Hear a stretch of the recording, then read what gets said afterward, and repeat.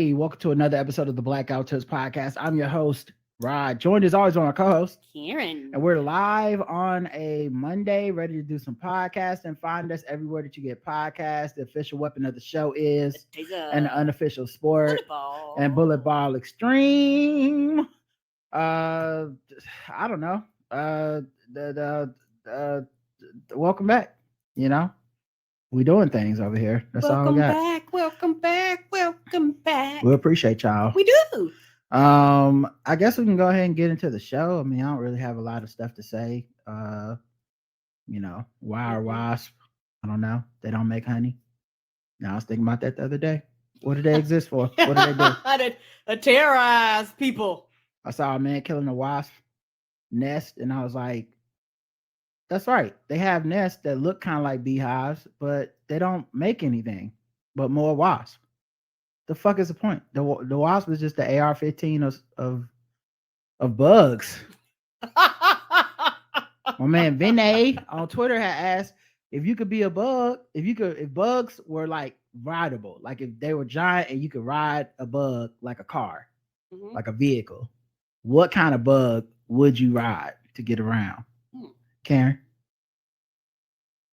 I would probably do something cool. I like butterflies, so I'll probably be a butterfly. Okay. I went with ladybug. I think ladybug the most swagged out, one of the most swagged out bugs. And then I asked that same question on my Facebook page, and all these niggas was trying to drive around on wasps and fucking giant like attack beetles and shit. What the fuck is wrong with my friend? I thought y'all was chill, cool like me. No, apparently. What are y'all doing on my fucking Facebook page, man? You belligerent ass. Y'all just as bad as the conservatives with the AR-15s. Them bugs are the AR-15s of bugs. That's all I'm saying. You know, I would say no judgment, but I'm judging the hell out of y'all. You're just attacking everybody. It's only like 4 acceptable answers. You know, obviously a dragonfly, butterfly. Nobody picked ladybug but me. Probably because they're too homophobic or some shit. I don't know. I love ladybugs. They're awesome.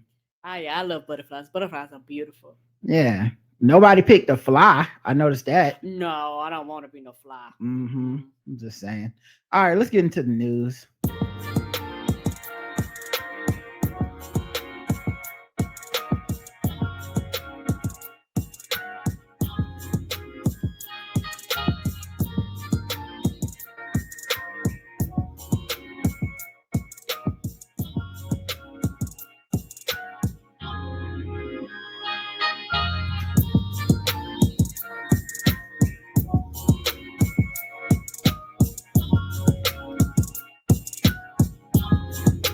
All right, let's talk about it. Cornell West has announced he is running for president 2024 for Truth and Justice.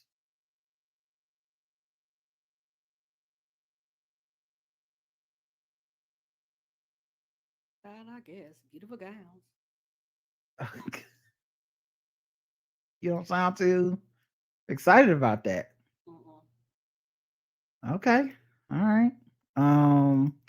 Well, yeah, he's a progressive activist and scholar. He's announced a bid for the White House. He has opted to run for Truth and Justice, the good brother Cornell West. On Monday, he tweeted a video announcing his campaign, sharing that he wants to reintroduce America to the best of itself. Okay, he said, in these bleak times, I've decided to run for truth and justice, which takes the form of running for president of the United States as a candidate for the People's Party.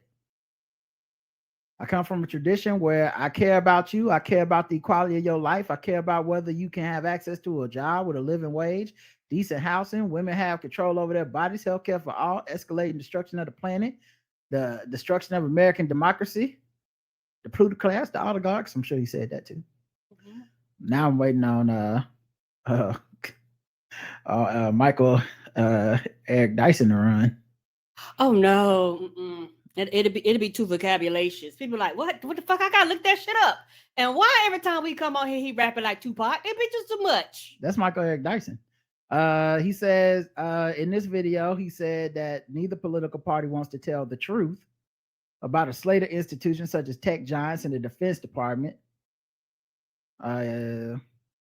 So I guess he gonna tell the real truth.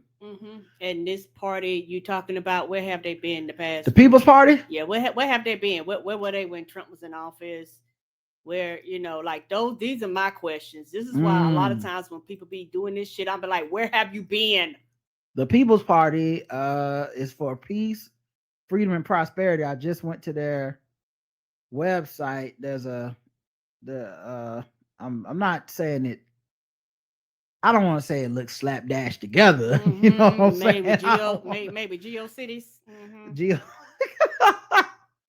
Can y'all see the website I'm on? No. Okay, you're just showing now. Okay, yeah. Stop funding Ukraine war. Peace, not war.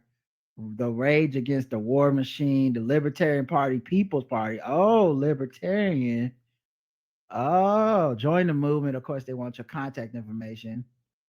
We're building a major new independent party that will guarantee healthcare, housing, quality education, and peace to all. Peace to all? Cornell West. This is a grift. I mean, I hate to be like this when people do shit like this. It's a grift because and I know and everybody else know you're not gonna win. You're gonna raise money. People gonna give you money. Now I don't, however the laws go, who knows what people do with the money that's raised, particularly if they don't win.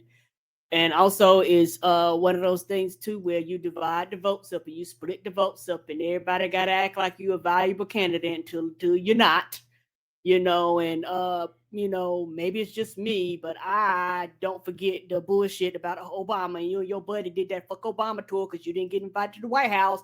All the niggas love Obama, but you the one nigga that had a problem with him. A word. Like, see, that's the shit that I remember.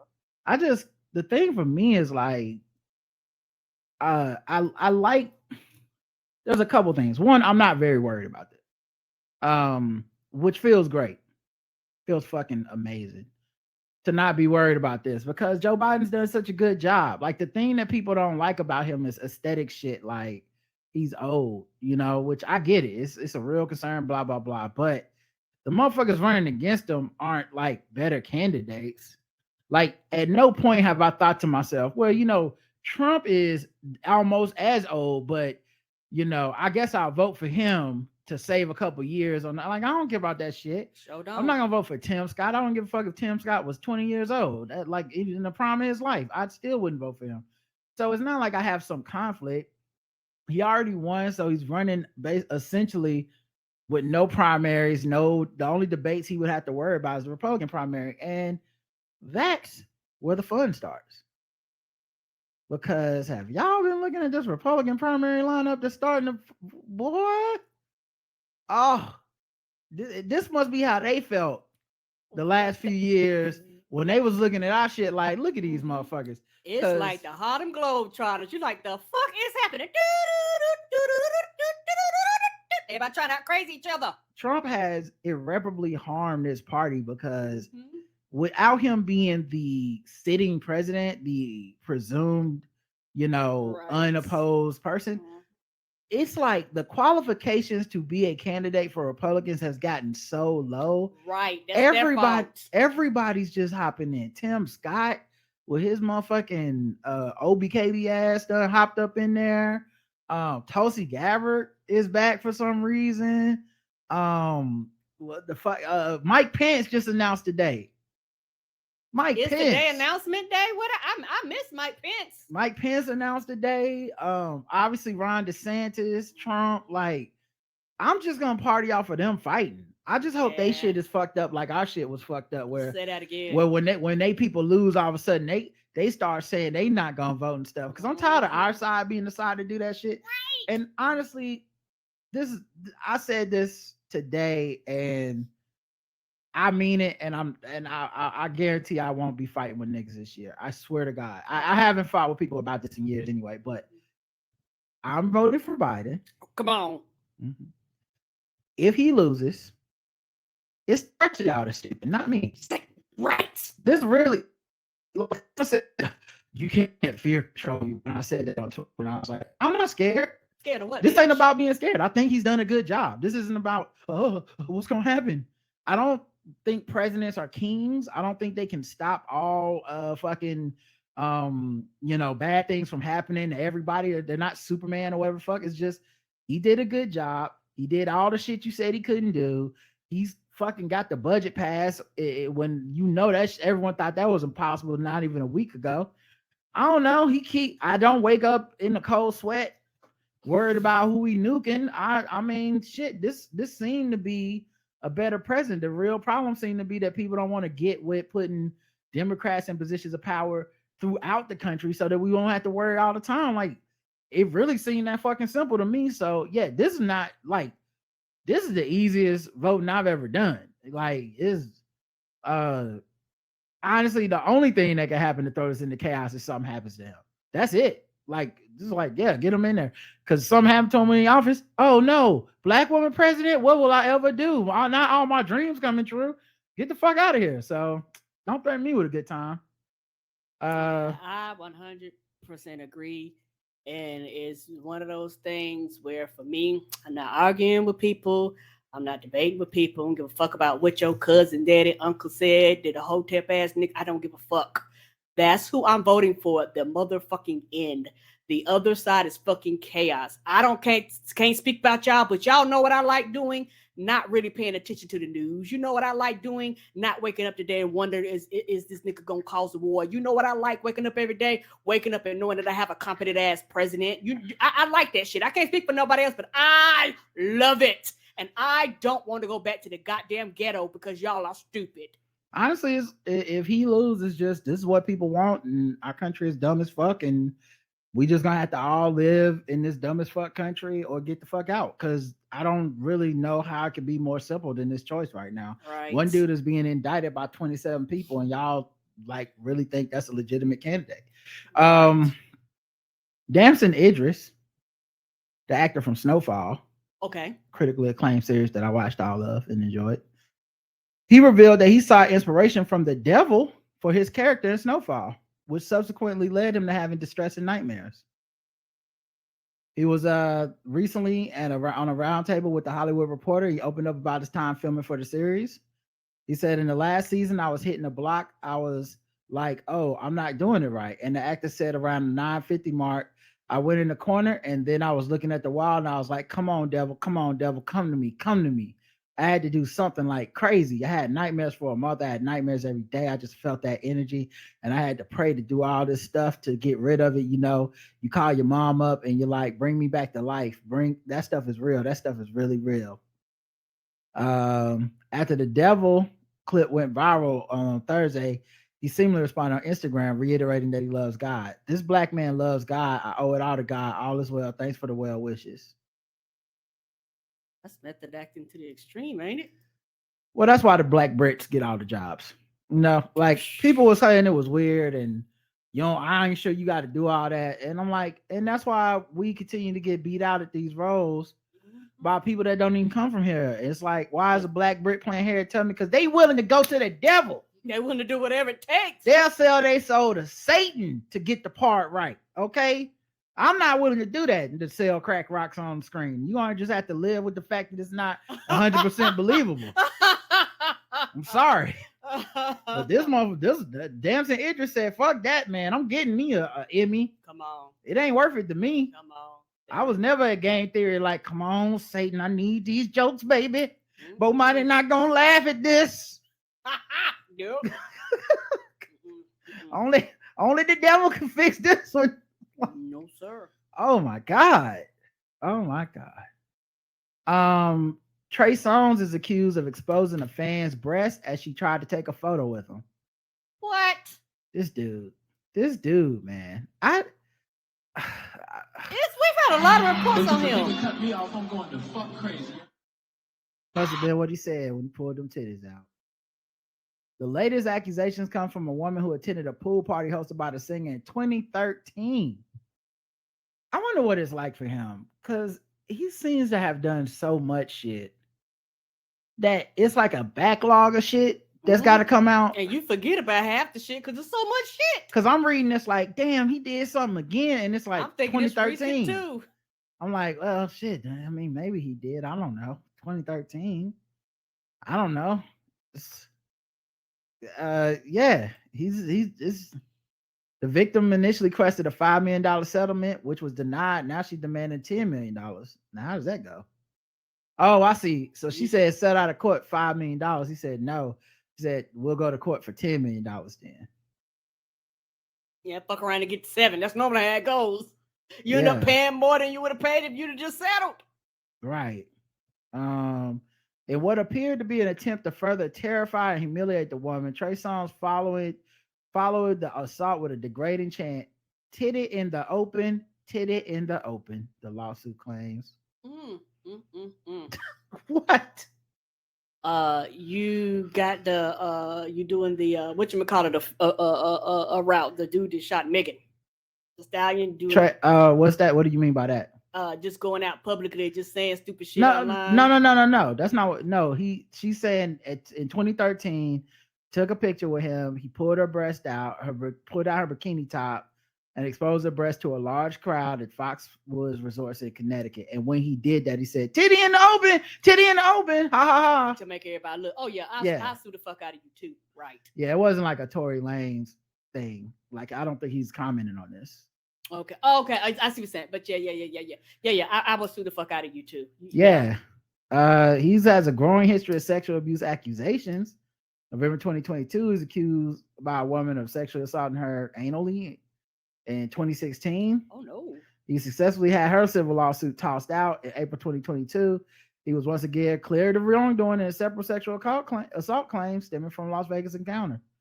So I don't know. All these bitches lying. I don't think so. I don't know. I'm just gonna leave it at that.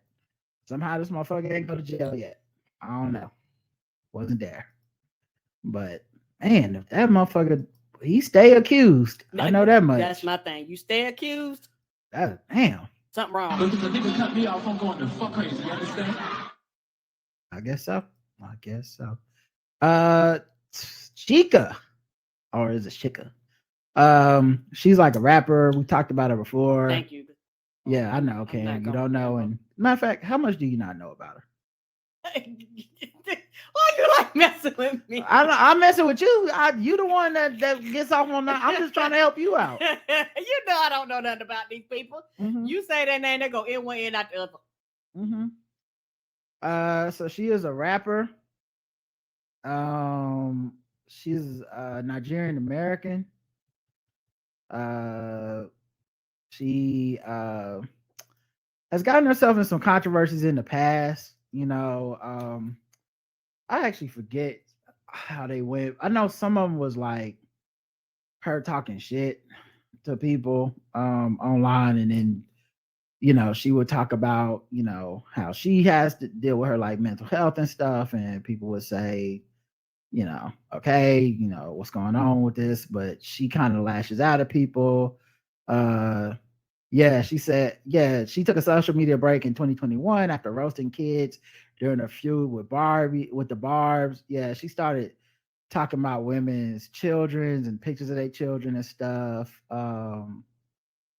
It's just, she be online a lot, and then whenever the backlash comes, she talks about her mental health and how she's kind of the victim. Well, this time she was taking a flight, and she made a Twitter thread about a woman with a baby in first class, and then went on this rant about how the baby was crying, which babies do. Yeah, and it got kind of ugly in the rant. The lady next to me, who thought it would be a good idea to buy yourself and your twin infants first class seats on a red-eye flight, you just woke me up by bringing your screaming bastard to our seats. Oh no! To our seats to soothe her. I just bought $34 Wi-Fi at 4 a.m. to call you a stupid bitch. P.S. I hate you and hope you get a paper cut between each finger tomorrow, senseless wench. Are you literally mentally delayed? What makes you think a 1-year-old will shut their bitch ass up on a 7-hour flight that takes off at 1 fucking a.m.? You already had them up past bedtime. I don't care the circumstances. Take your ass to economy at least, which I don't know what the economy would accomplish. I'm so pissed off right now. You'd heard that baby anywhere on the plane. Yeah, I'm so pissed off right now. I already had trouble falling asleep, and as soon as I do, you bring the consequence of your sexual promiscuity into my life. I got noise cancellation on, and I still woke up. Fuck you, ho, choke. So of course, a lot of people were definitely talking to her like, hey, what the fuck? Why are you saying this is a fucking baby? Calm down. You know, I always feel like rudeness is the death knell for women anyway. Like, women are not allowed to really be rude in the first place. So, you know, even when it's valid. Yeah, now I don't think this is valid No, this is necessarily, not. but it's not Sometimes- like the person next to her would have necessarily known that she was talking to them at the time. But Right. Twitter detectives got on the case and turned out that she wasn't just talking about just anybody. She was talking about Zonique, who is Tiny's niece. Oh no! So she T.I. and Tiny. So she wasn't talking about just any old body. Yeah. Right. She thought she was just talking to like some rando like me on the plane. Yeah. So Tamar Zachary is Tiny's niece. She said she was the woman on the plane. She explained that she was traveling with her 4-year-old daughter, Zonique. Zonique's almost 2-year-old daughter. And Zonique's almost 2-year-old daughter, according to her. She could praise the children for how well they behaved on the flight before Zonique's daughter woke up crying. You just mad a woman and 2 children could afford first class next to a peasant such as yourself, Zachary wrote. You fake bitch in person. This is huge though. People really do become other folks online. Mm-hmm. Oh yeah. Mm-hmm. Like the way motherfuckers will say, which is, you know, something I really do believe in. No joke. You really got to think about how you, well, even on this podcast. Now the thing is, what people don't understand is I'm willing to say a lot more to somebody's face than people probably think I would be. But at the same time, I don't think you have to say it mean. I don't think you have to do all that. But I'm willing to say a lot to people's face because I value those things. I just don't say it in a mean way. But a lot of people, they just be reckless and then they can't back it up. Right. But some people, man, it's like they get online and it's like they look at it like a diary or something. And it's not real to them. Yeah. Like you could say this for the group chat. Text a friend, you know? The internet is not your friend, and they're not gonna hold this secret. And you know, the fact that she, you know, did this, that's crazy. But yeah, Zonique posted a video clip of the 2 girls in their first class seats in response to the Alabama-based rapper's comments. Wait, I'm in tears. Not Chickaboo was mad my child was cutting up in first class. You should have just sat there and been mad, babe. She's sky priority as fuck. It is just a video of her babies. Right. They probably like the first to get on the plane. You know, when before the veterans, before, you know, the people that need assistance, they were like, look, they were like, yes, the Sky Mile Platinum members, y'all the first people to get on the planes. Yeah. Oh, the babies are adorable. Aren't they? Aren't they? Oh. They just sitting there with their little headphones on. Right, minding their business. Right. Having the time of their lives on the plane. Now, of course, they probably was crying later, but they didn't film that part. And then that's the fuck babies do. They cry. Why do people hate kids so much? It's like, goddamn, kids cry. Like they had that other one. That dude was acting a motherfucking fool. It's like, what nigga is a goddamn baby? You're the adult. Yeah, and I think what's funny is when that dude did that shit, a lot of people thought it was so funny that they actually was supporting it and laughing at it, and I never did. I thought he was being a fucking idiot. Right, I'm just not into.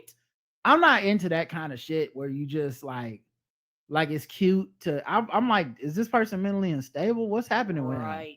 You know, like that's not a reasonable response from a fucking adult. Right. But I think if something is funny, a lot of people will let it go. I think she thought maybe these people would think it was funny that she was being so mean about babies or something, but it don't work like that all the time. And for women, it's definitely a double standard. Women being rude is just some of the people that I think are some of the most like foulest folks who have gotten by on people on social media all the time, whatever it was grifting, whether they just talk shit about people, whatever. But it was the day that they were rude that you see their name trending. You know, they can say all types of shit, but they say the wrong thing or somebody take it like, oh my gosh, bitch, you rude. It's like, yeah, fuck you. She said, I wasn't cruel to anyone. I was mean about someone. She getting real technical. Stop conflating the two and acting like I caused harm. I can own what I did. I will not own what is projected onto me. I'm sorry. In a video, she acknowledged that she was mean and harsh, and she admitted to being tired and manic, which set off her rant. Okay, but what do they got to do with that, baby? That sounds something that you need to be in control of. Yeah, it's also just that thing too, where like it's what people accuse Kanye of doing, but Kanye really doesn't do. Like I've never seen Kanye. I think when Kanye is experiencing mania, first of all, for the most part, mania doesn't work that way. Like you're not. I'm manic. I'm having manic right now. Like it's a thing where your brain chemistry convinces you that you're not manic, and then at some point when you're not manic, when hopefully you've been medicated, whatever, you look back at your behavior and go, "Oh, I must have been manic." That's from my understanding the way most people experience that.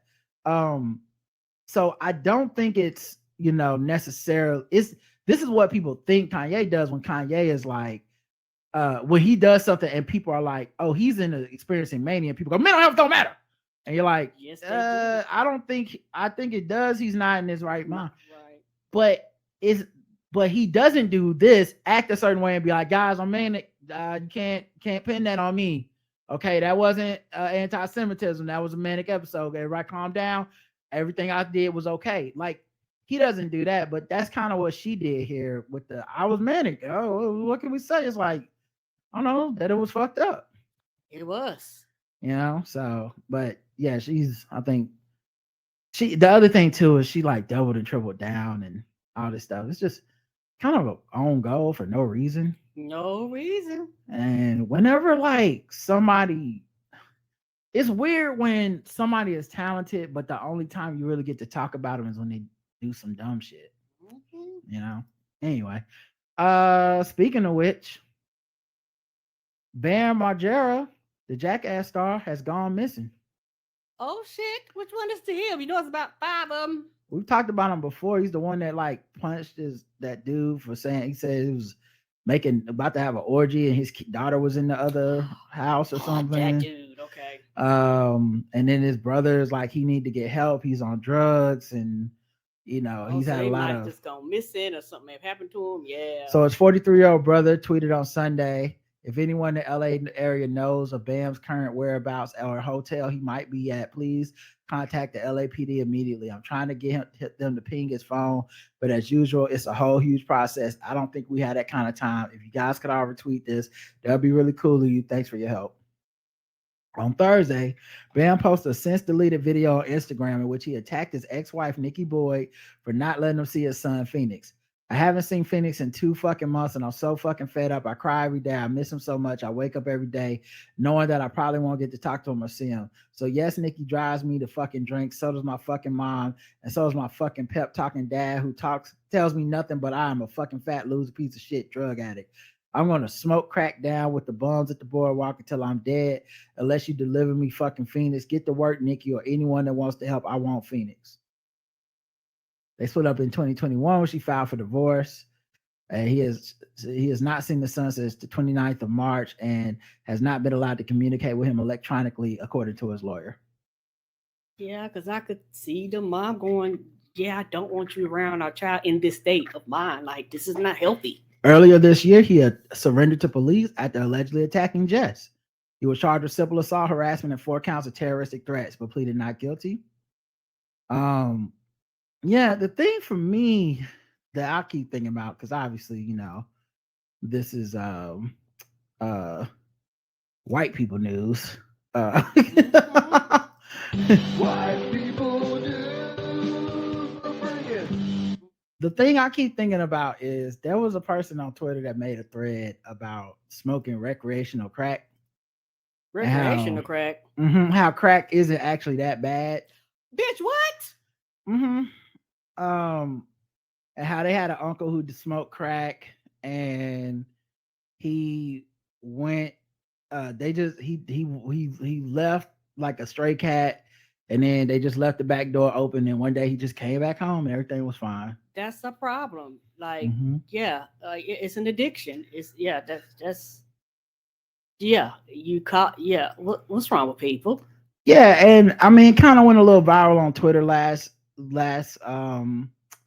week and on Black Twitter about the recreational crack thing, and everybody was of course saying like, what the fuck are you talking about? Have you never been around? Like, I think if you ever had a family member or a loved one or somebody you love and who was addicted to crack, our generation, was a generation that was raised in that as kids, so we've kind of expirenced that. Yeah, it's not like watching people lives fall apart, Right. rebuild their lives, go to rehab multiple times normally. Yes, sir.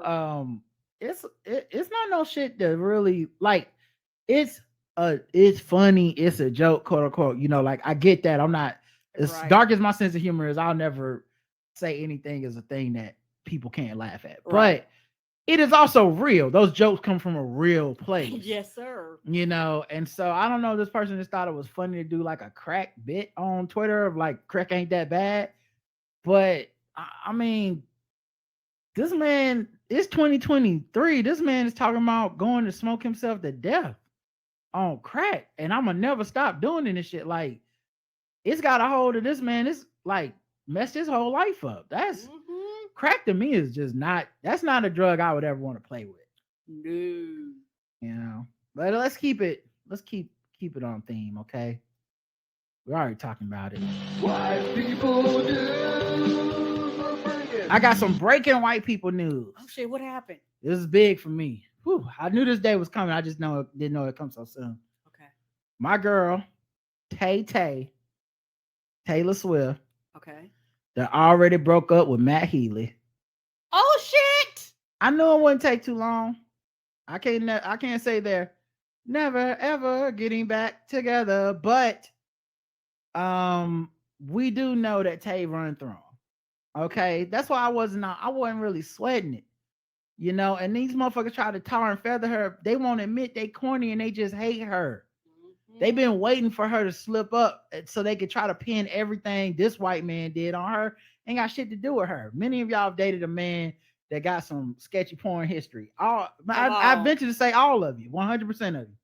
That's I venture to say 100% of y'all. Yeah, if you have men in your life. So or just like I'd say 100% of y'all have dating somebody and they watched a video you wouldn't approve of. That's all I'm saying. And y'all try to pin that on my girl and take her down, but it's not happening because she runs through men. Come on. Like Marshawn Lynch. Okay. She runs through men like Marshawn Lynch through the Seattle Seahawks backfield. Okay. It's nothing to her. So all I have to do is wait it out. I just gotta wait it out. I'm like, oh yeah, this nigga will be gone soon. Sure. On to the next one. So yeah, you know, glad that national nightmare is over and y'all can stop pretending that y'all actually care about Taylor Swift and we're going actually she will ever be able to do anything you approve of because y'all know y'all niggas are some haters. Thank God. Whew. Getting out of control. Yeah, she on tour too. So child, I know she having a time of her life now. Oh yeah, I mean he was a fling. He had fling written all over him from day one. Come on. Women know community dick and what it is and what it looks like. Chatbot to replace human staffers at National Eating Disorders Association helpline. It's one of them AI stories. Oh shit! Now nearly 70,000 people reached out to the helpline last year. Those numbers doubled during COVID. I can see that. Yeah, everybody was eating everybody had some type of disorder eating in COVID. Come on. I was eating all of the Debbie snacks, all the Cheetos, child. I was tearing it all up. Yeah. We was all putting Clorox on all our food and shit. That was out of control. Callers ranged in age from an 11-year-old who said her parents didn't believe she was struggling to a 67-year-old who was battling disorder eating by herself. Staffer Abby Harper told NPR that as the volume of calls increased, volunteers and staffers were overwhelmed, so they voted to unionize. And you know, the people up top don't like them unions. They do not unions. Yeah. Because that means you niggas got rights. So they notified the NEDA of their intent to unionize. 4 days later, the NEDA announced during the staff meeting that they were effectively shutting down the helpline in its current form in favor of an automatic chatbot named Tessa. We'll see how long Tessa worked before they be like, y'all know what? We might need to get some people back in here. Who knows? I have no idea. Because, like, I don't think people understand how hard it is or how rare it is for like these computers to get shit right. Like for us human beings, we've all called a phone line that has an automated bot before you can talk to a human. Yes, it's just fucking annoying. How many times does that actually go right for you? Everyone listening. Operator. Operator. Not, I'm not even talking about saying operator. I'm talking about like when they're like, put for such and such, get out. It's not. First of all, it's always like, we'll be right you in a second. Just tell us your account number or whatever, and you say the fucking 864927. Know why they put that sound in there? I don't know. I guess to let you know it's a computer. Why is that sound in there? Anyway, I heard you say 862911. Is that correct? Yeah. No, it's 86. And you gotta do that shit, and it's fucking. You already know you're gonna need a person to help you with the thing, right? But then they're like, "Did this fix your problem? No. Did this fix your problem? No. Okay. Have nerves to tell you to go online, bitch. I don't want to go online. Right? Yeah, they put you on hold and they tell you to go online, and I think it's all a stalling tactic, so that in your brain you don't start counting how much time it actually takes to speak to a human. Right. So really, the 3 minutes you spoke to this robot is 3 minutes you really spent on hold, because it's never. It almost. I don't know that a robot's ever solved my fucking problem. Like by the time I'm calling the helpline, it's beyond. It's above robot status. Come on.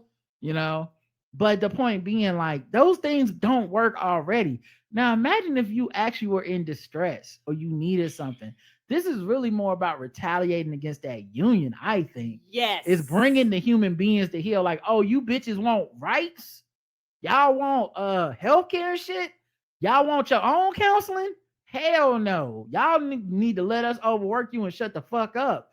That's really what I think it's about. And then they use the AI as a threat. And I think that's the same thing I'm talking about with the Screenwriters Guild. Yes, sir. It's all just a threat. Like they don't really believe AI could write a good script for real, or they just do it. It wouldn't even be no negotiations right now. They'd be like, the next Deadpool movie is a script that's written by an AI chatbot.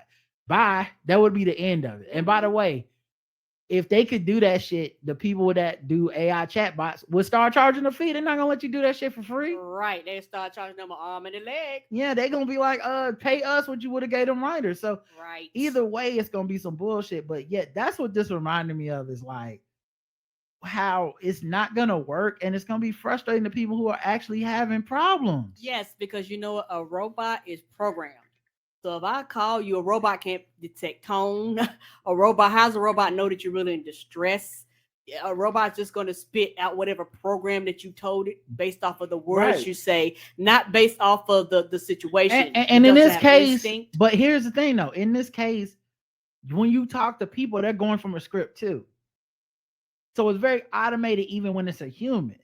This isn't necessarily like, I'm calling my friend. Like they have a prompt they got to go through and all this stuff. True. But it's just the fact that it's not about the effectiveness of it. It's about the effectiveness of leverage against that union. Yeah. This is supposed to be a line about saving people. Right. And the only thing they care about is saving the bottom line. That's a bar. Okay. That's a gem right there. Y'all write that one down. Okay. This is supposed to be a line about saving people because it's a phone line, a helpline. But the only thing they care about is savings. See, I hear saving again. The bottom line, boom. That's how we do it over here. Okay, y'all welcome for that. All right, that's a gem, y'all.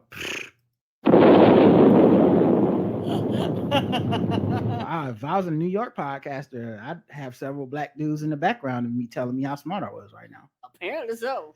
But yeah, the vice president told NPR that the increase in crisis calls led to volunteers being legally liable. Our volunteers are volunteers. They're not professionals. They don't have crisis training. We really can't accept that kind of responsibility. Like the robot does. Right.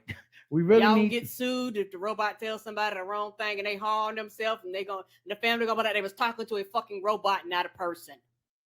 Y'all get sued over that bullshit. We really need them to go to those services who are appropriate. Plus, callers to the overwhelmed helpline were being put on wait lists. And she said that's unacceptable. In 2023, for people to have a wait a week or more to receive information they need, the specialized treatment options that they need. And while some research shows those who interacted with the chatbot fared better than those who went on a wait list. Well, yeah, sure. It sounds like y'all would need to hire more people, which is Which you or don't get wanna more do. volunteers because it sounds like y'all weren't paying people. Mm-mm. That's why y'all had to do bots in the Mm, first place. mm. That's why you had to do bots, and now you be like, well, yeah, we had the bots. Like, yeah, bitch, it's either that or wait a week. The fuck? Even the people who created the chatbot said Tesla can't replicate the human interaction of the helpline. So Yeah, they know how to push stuff, escalate stuff, and be like, hey, this needs to be go up the chain ladder to somebody else who can handle this problem. Harper What said happened when they glitch, they malfunction, shit like that. Yeah, I can see a lawsuit waiting to happen, particularly with shit like this, where you're talking about like a phone line where I'm calling already in distress. Harper said that since many of the volunteers are in recovery from disorder eating themselves, they're able to relate to the callers and truly help them in a way a chatbot cannot. Yeah, a chatbot doesn't need to eat. It can't have an eating disorder. It's like the chatbot's gonna be like, why don't you just do like I do and never eat? Why don't you do like I do and eat 0100110? What? The only bytes I take are megabytes and gigabytes. Yes. Yeah, it's I don't know, man. This just seems kind of cruel, but yeah, right now at the same time, it sounds like what was happening there was already kind of fucked up in that they didn't have the volume of workers to take the volume of calls they got in the first place. Agreed. All right. This is going to be interesting to see what happens. Like you say, a lot of this is just a way to shut down unions. A lot of time, just pay people. A lot of times with this shit, it be so much money exchanging hands. They can afford it most of the time. I don't know enough about this business model to say that that's what's happening.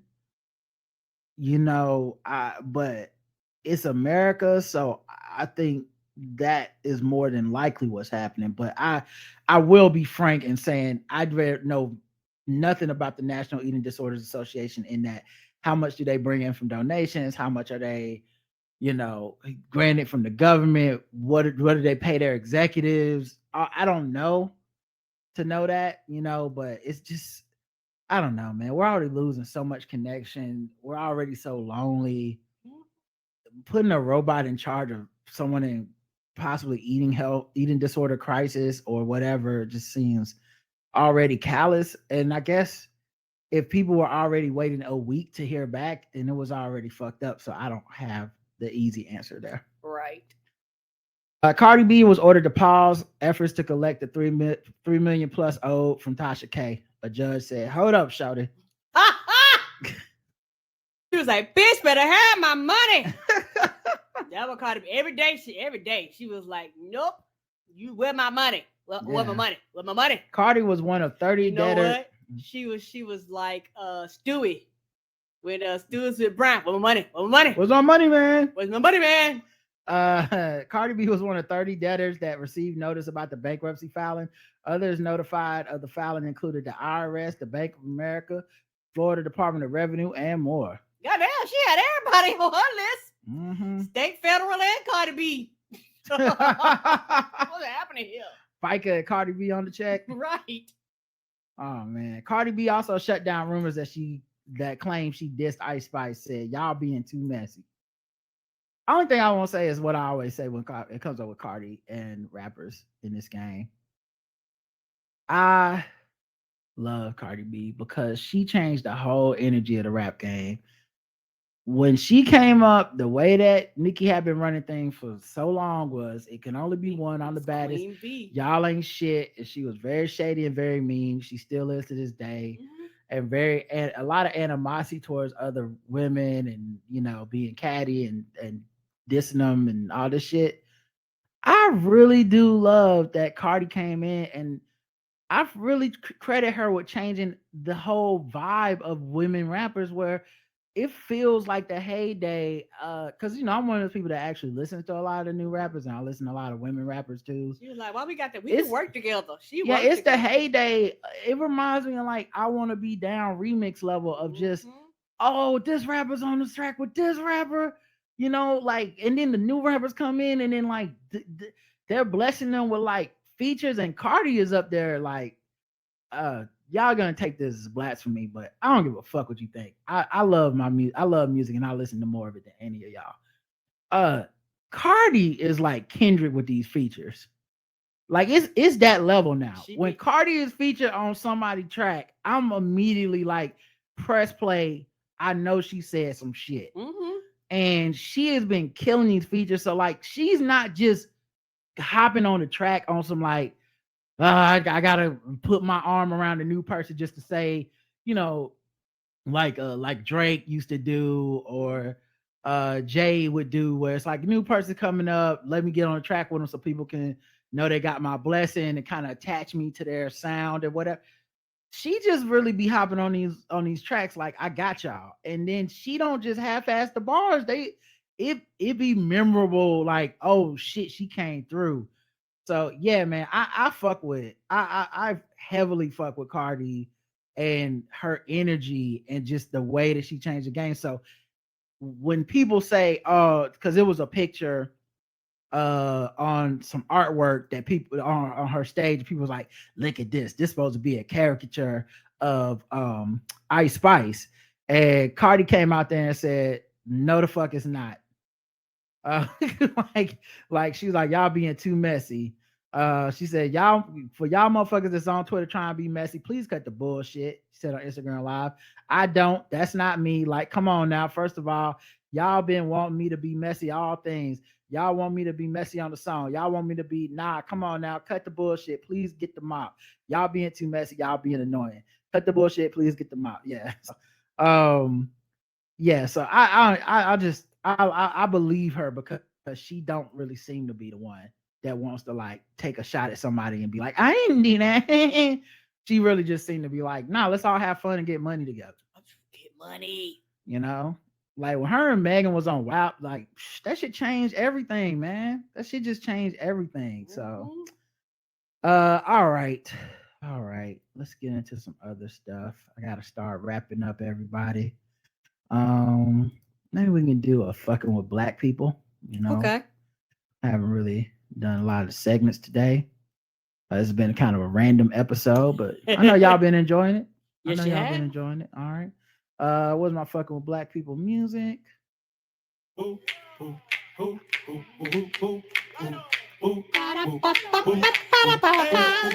just fucking with them people because they black. We just fucking with them people because they black. We just fucking with them black people. We just fucking with them blacks. We're just fucking with black people. Hey, hey, you are. Daniel Penny says he cannot be racist because he's planning a road trip through Africa. He was planning a road trip through Africa before Jordan Neely's murder.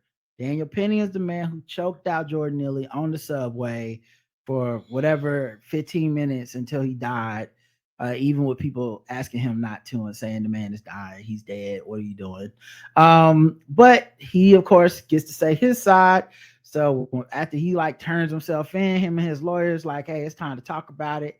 And he presented evidence of his lack of racism by saying it's a bit comical. I mean, first of all, who are your peoples and why are they letting you start a sentence with it's a bit comical when you are accused of murder? Murder?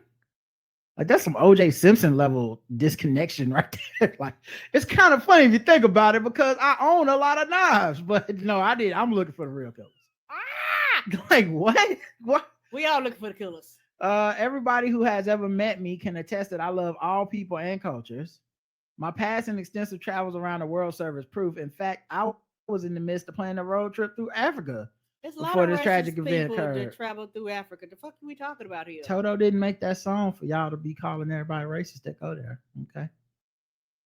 Expressing his sorrow for the loss of life, I'm deeply saddened by what happened to him. It's a tragic incident. Bitch, you did it. What are we talking about here? He acted like it's a third party. He must be like, and I want to get the killer too, sir. He had like it was a act of God or like a weathered pattern or something.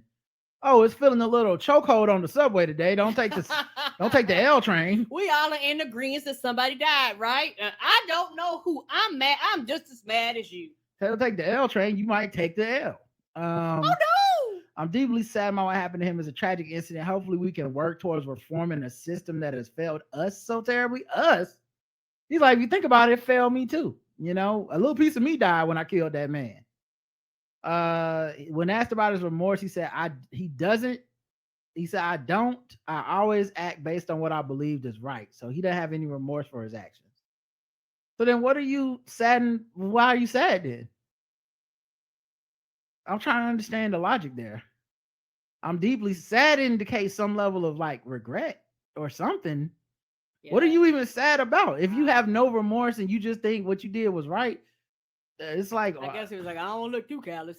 Who the fuck came up with this statement? His lawyer, because you know they the basically the people that lead them. They ain't had nothing else. 0 to 100. This gets a Dracarys. Nobody give a fuck about people going to Africa. Yeah, it's 100 for me. Dracarys, yeah, it's a Dracarys. This dude is about to be on the permanent Dracarys list. I can already tell. All these motherfuckers that try to defend like some racist murder shit they did, I always end up being it never ends up being the way they say it is. They never have the mannerisms or the act of someone who like, I had to take this person's life because I was in danger, and I honestly wish I hadn't been. There's never any level of like guilt or remorse. I just don't know how that, what kind of person, there's not, I don't, anyway. A Black Florida business owner slams the NAACP's travel advisory warning Americans against visiting the Sunshine State and accuses the organization of using it to get on the BLM gravy train to raise funds. A Black Florida businessman has ridiculed the NAACP's travel advisory issued last week against his state, accusing the organization of wanting to fundraise by jumping on the BLM gravy train. The NAACP on May 20th warned that Florida, under its Republican governor and presidential candidate Ron DeSantis, was openly hostile to African Americans. The backlash was immediate, with many pointing out that the senior NAACP leadership, including their chairman, live in the state. That's not the gotcha. What? Why do you think that's a got you? People are stupid. That's like if I lived in this house and I'm like, hey guys, don't trust Karen. She'll beat the shit out of you behind everybody's back. And then you come in here and be like, why do you live in the house? I'm like, that's how I know, nigga. Duh. But you live in Florida. Yeah. Right. And you know why? Because y'all niggas be talking bullshit and y'all don't live in these areas and y'all just be talking. For the record, if they didn't live in Florida, they'd be like, how do you know you don't even live there? Right. It's a lose-lose situation. Y'all niggas just want to complain. This is stupid. On Friday, financier Mike Hill, who is also part of the initiative promoting Black Americans called Project 21, said NAACP warning was absurd and a brazen publicity stunt.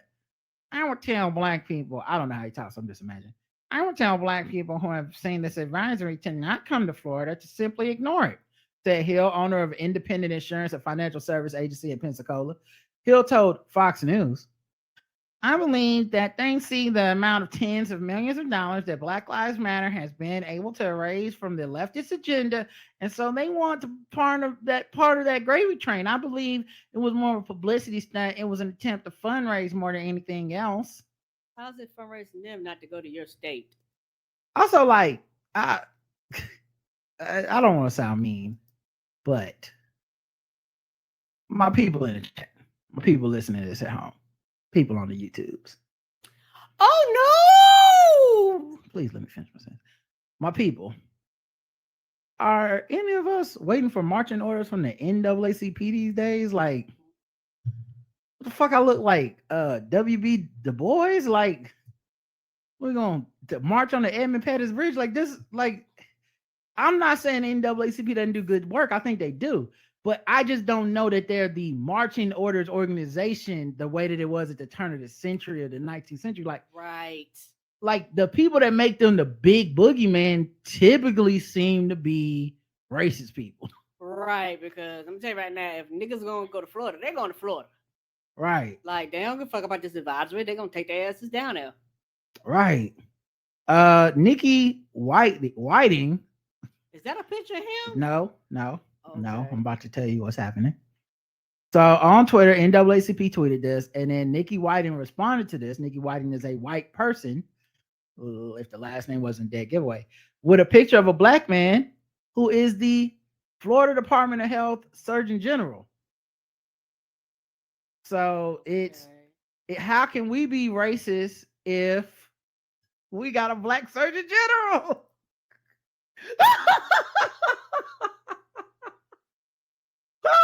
To turn around and say, I ain't racist. What's it got to do with me? I'm okay. How can I be racist about anybody? How can I be racist about anybody or anything in my life? Oh, and this is a picture of the guy that Mike Hill, who looks exactly how you think he looks. Mm-hmm. Exactly how you think he looks. Oh man. Oh boy. Whew. So my thing is that I don't understand is like, what do Republicans want from us? Because you make a state that is hostile to black people, and when we go, hey, let's stay the fuck out of there and not give them any of our business, then you like, you fucking niggers, get down here and give us that goddamn money. You're like, you don't even want to teach our history in the schools. Yeah, but that doesn't mean we don't want your dollars at the fucking beach. You're like, well, I guess we'll go to Disneyland. Don't you go there? That's woke. Right. They mad at Disneyland. Yeah, you didn't cover LGBTQ news, but they had like Gay Day or Gay Pride Day where a lot of gay people went there and actually went to the park. It was very welcome. And the people's like, fuck the state, but I'll go to Disneyland. Oh my God. We live in an idiocracy. Yes, we do. All right. Let's wrap this thing up with some I guess we got time to do a little guess the race. Okay. Boom. What time is it? What time is it? It's time to guess the race.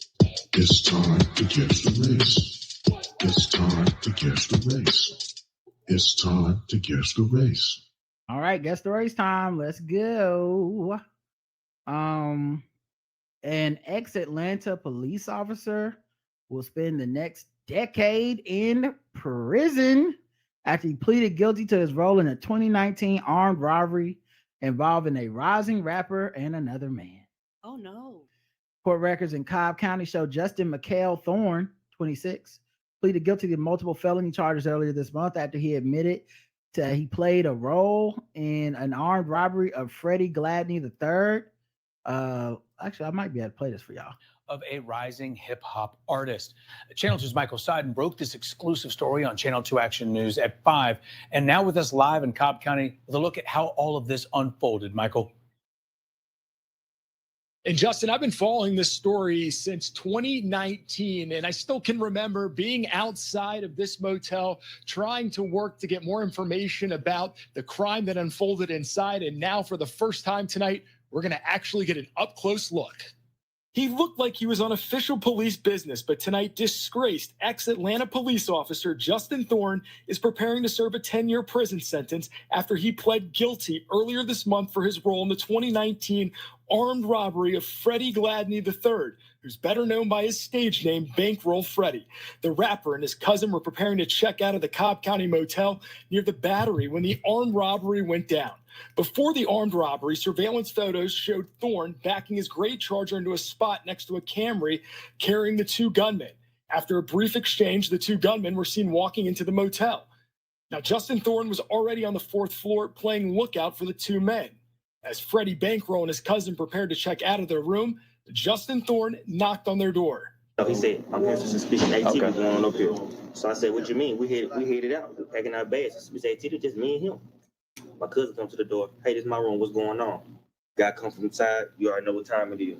Freddie Bankroll escaped without injury, but his cousin was pistol whipped multiple times. Damn. In a previous bond hearing, Justin Thorne's attorney, Lenny Franco, told the judge that his client got involved because he and his family had been threatened. It's unclear who the threat came from, but a Channel 2 Action News investigation discovered about 2 weeks before the armed robbery, Thorne resigned from APD amid an internal affairs investigation into reports that he offered to take a payment from a suspect with an outstanding warrant in exchange for making the warrant go away. It's not looking too Now, good. there's two suspects No, that it's we saw here not. on surveillance. I reached out to Cobb County Police Department to find out if they're in custody, if they're facing charges. A spokesperson got back to me and said they are checking with detectives. As soon as we get that information, we'll pass it along. For now, we're live in Cobb County. Michael. All right. Guess the race of Justin McHale Thorne. I'm gonna go black. All right. Karen's going to go black. Let's check the chat room, see what they believe. Oh, man. The cops trying to help the robbers rob people. Cobb County, Alonzo Harris. Cobb County ain't got shit on me. This some nigga shit, says Ms. Barnes. Blue Mafia, black cop. he is black like his gums. Damn. Oh no. Not the back of Forrest Whitaker's neck. The correct answer is black.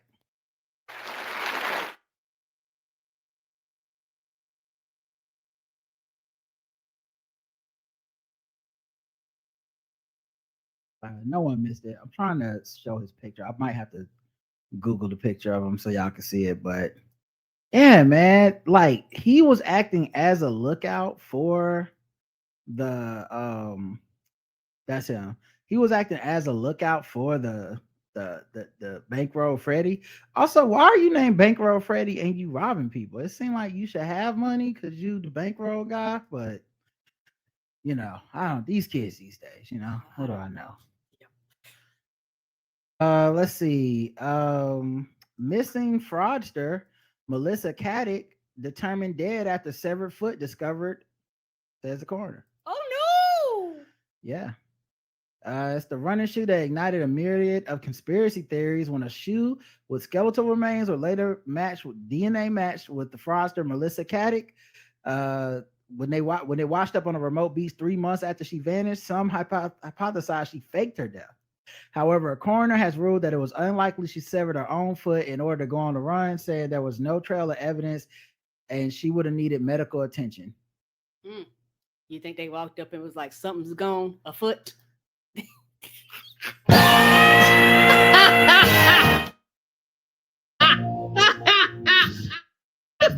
I couldn't help myself, y'all. I'm so sorry. I know that was funny and pointless. Nah, that was great. Stop apologizing. That was great. So then in handing her coronial findings, Deputy State Coroner Elizabeth Ryan said that Miss Caddick was dead. However, it could not be determined how, when, and where she died. See, this seemed like scamming to me. Mm-hmm. You know,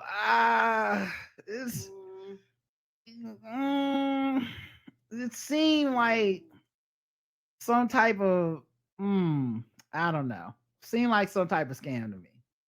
Miss Caddick's husband, Anthony Coletti, and son told the inquest they heard the front door of their Dover Heights mansion opened and closed at 5:30 a.m. November 12, 2020. She has not been seen since. Just hours earlier, investigators had raided the property over an alleged $23 million Ponzi scheme. Seizing luxury items, including designer clothes and jewelry, there's no suggestion that she was involved in that the husband was involved in any wrongdoing. Reports of Ms. Caddick's last known contact cannot be corroborated by other evidence, and there's no CCTV footage of her walking out the door. It's suspected she died by suicide by jumping off the cliffs near her home before the foot washed up 3 months later. Expert evidence given at the inquest found that while it was feasible, she went into the waters off Sydney in November 2020. Her foot washed up some 450 kilometers south 3 months later. It could be determined with it could not be determined with certainty because of the innumerable variables involved in calculating its path. The heavily decomposed foot was DNA matched to Ms. Caddick beyond reasonable doubt. The foot amputation would not itself be a mortal injury, but they're assuming that this was the result of her dying or something somehow, but they didn't find another part of the body. I think she's still alive. What's her name again? Her name is Melissa Caddick.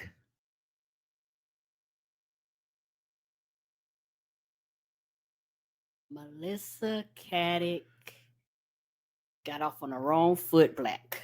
Black. Okay. All right. Let's see which way the toe is going. No. Here. I know there's some time return with toe in the sea, but I can't put it together right now. She is white. Jigsaw got her ass and made her soft that foot white, says Miss Barnes. White ain't no black Caddicks. White as those bleached bones. This is a white. All right. Looks like everyone went white except for Karen. And the correct answer is she was white. You missed it.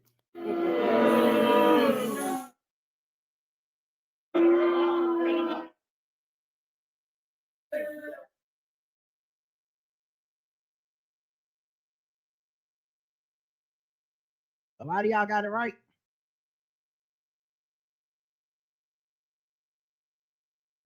So why did you think she was black, Karen? I'm kind of surprised on this one. Oh, because of the counterfeit. The counterfeit? Yeah. Didn't you say that she got arrested for like they came in the house that had the counterfeit stuff? It says she had a Ponzi scheme, and she had luxury clothes and designer clothes and jewelry. Yes, it wasn't. They weren't. No, they didn't say. They said it was real. Oh, my bad. But that's weird that you think only black people wear fake designer. I don't know. We found out some interesting stuff about you today. And my racism was fucked up like everybody else's. I guess so. That's a new one. That's a new stereotype on me. I thought the whole problem was black people spend too much money on real designer clothes, and that's how they shame us. But who fucking knows these days? All right, well, you're only 1-1, so let's go to round 2. It's time to guess the race. It's time to guess the race. It's time to guess the race. It's time to guess the race. An Oregon hunter who wrestled a black bear, we're not guessing the race of the bear, we already know it, suffers bites and claw marks to the head and arms after he shot it twice for harassing his chickens. Oh shit! The animal has been euthanized. How you gonna kill the animal? This is black. Karen's a death sentence. An Oregon man managed to fight off a bear which attacked him after he shot it twice in 2 days for harassing his chickens. In 2 days? That's a strong ass bill. Craig Langford is currently recovering after the dangerous incident which happened in LeGrand. He shot the large male adult black bear for the first time on Tuesday evening when he saw it was disturbing his animals, and he went to look for it the next morning and he saw it near his property. Oh, he went looking for it. All right. On the fucking around scale, that's about a 7. Langford shot it again, which caused the animal to attack him, and it had both his arms in his jaws before he managed to get away. That's a lot of jaws and a lot of arms. The incident left him with cuts on his head, suffered bite lacerations and hematomas to his forearms. What the hell is a hematoma? I don't even know what hematomas is. It don't sound good. No, it don't. Hematomas, let me Google that. Oh, it's a competitor to Benihana's. Okay. That makes sense. Nah, it's solid swelling of clotted blood within the tissues. Oof. Guess like bruises or something. Union County deputies responded to reports of a black bear attack on Owsley Canyon Road at 7:30 a.m. They immediately closed nearby roads for safety reasons. Oregon State Police and Oregon Department of Fish and Wildlife joined the search to find the black bear, which had brown coloring, and officials eventually found it near the site of the attack almost 3 hours later, and a necropsy was later found the bullet fragments in the animal. Well, how did y'all... Okay. Langford's wife, Tina, provided an update on how he is doing. We have been overwhelmed with the outpouring of love. He wrestled with a bear this morning and is actually still in the land of the living. I guess just like Mystical. Not many people come in contact with a bear and live to tell about it, but Craig did. We are very grateful for his extensive knowledge of the outdoors because it saved his life today. He has bear claw cuts on the top of his head and both arms up in the front of his face to protect his head. The bear got Craig's arms in his jaws, and Craig has some pretty gnarly bear bite lacerations and hematomas on his forearm. Thank you so very much for your love and thoughts. Sent our way is appreciated. Langford did not suffer tender nerve or muscle damage during the attack. Wow. Mm-hmm. Yep.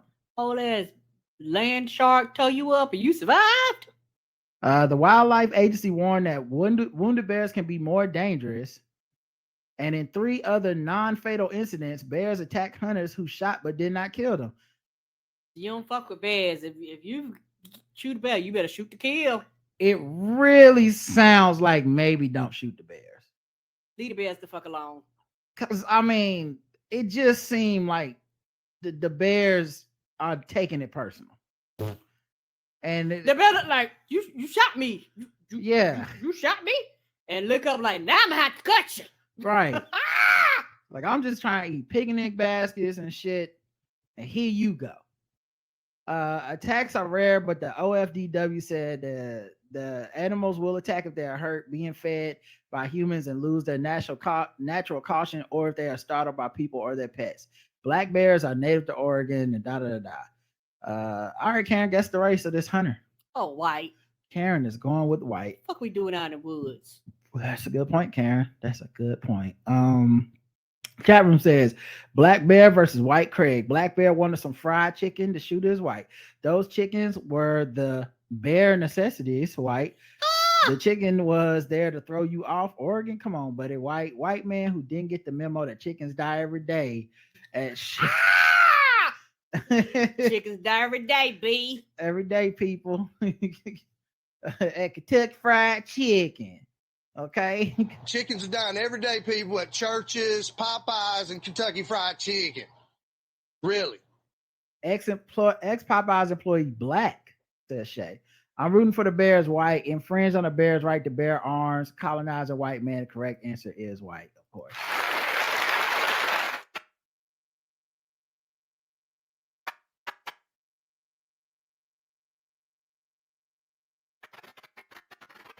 Only one person managed to miss it somehow. Terrible shame. All just to make a Popeyes pun. Now here's a picture of him with all the other animals he's conquered. Like he shot this moose with I don't know what he shot this thing with. But that's a big ass hole in the side. His antlers as tall as his. That's his wife. He captured her as well. He shot her back in 2003 when they got married. That's a picture of a large adult male black bear. I don't think it's the one, but it's just a picture of a bear. That's a picture of him with his little dog. Don't fuck with bears. That's him with the white dolphins, the rapist of the sea. So this man's a very dangerous man, and you know that bear was trying to do us a favor. That man's been tender and died a hero. Died a sacrifice. That bear sacrificed itself to get the fair one for all the other animals. You know. All right, last story. Sword ratchetness. Got to get out of here.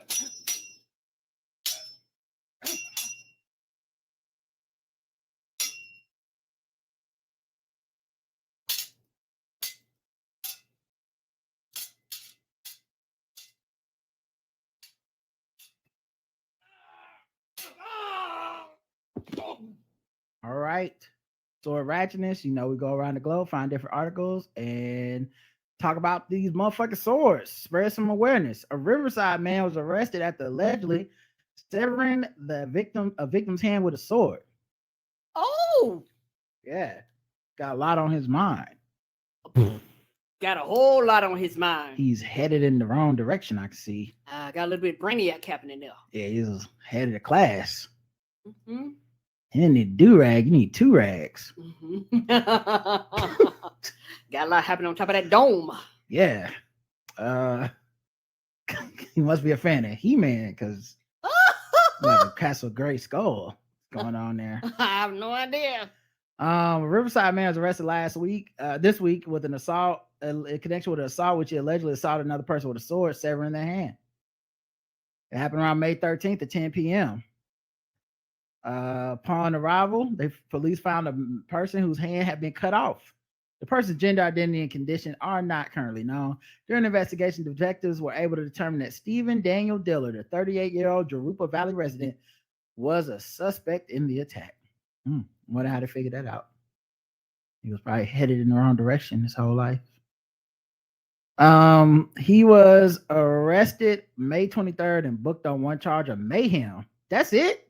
You can chop someone's head off and all you get is mayhem? What's mayhem? Mayhem feels like what you get for rocking too right. hard. I was like, I mean, how do you define mayhem in this situation? It's like turn down that Rage Against the Museum, Rage Against the Is he Machine. here like Dennis the Menace mayhem? Right. Like, okay, like that don't make sense. He was released the following day on $55,000 bond. What? How? Sway, how? Oh my You goodness. chop my hand off. Bitch, I want more than mayhem. And I can look at him and see he's got a lot on his mind. So he's gonna do it again, probably. Yeah, because he look like he got a hard head. Yeah, a hard head make a soft ass. That's what they say. All right, y'all. That's it. We got to get out of here. Thanks for listening, everybody. We appreciate y'all. We'll talk to you tomorrow. Until then, peace. Peace. I love you. Oh yeah. Hold on, wait. Oh, ready? Yes. All right. Hey, welcome to another. That's not what I meant to do. All right, here we go. All right. Until next time, I love you. I love you too. Mwah.